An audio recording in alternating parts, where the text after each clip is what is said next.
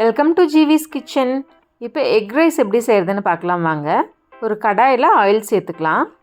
எண்ணெய் காஞ்சதும் கடுகு, காஞ்ச மிளகாய், கருவேப்பிலை, பொடியை கட் பண்ண வெங்காயம் சேர்த்து நல்லா வணக்கிக்கலாம். வெங்காயம் நல்லா பொன்னிறம் ஆகிற வரைக்கும் வணக்கிக்குங்க. வெங்காயம் நல்லா வணங்கினதும் 2 முட்டை சேர்த்துக்கலாம்.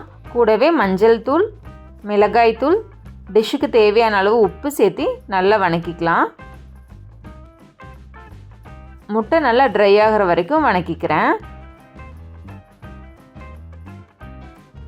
முட்டை நல்லா வணங்கினதும் 1 கப் வேக வச்ச சாதம் சேர்த்துக்குங்க.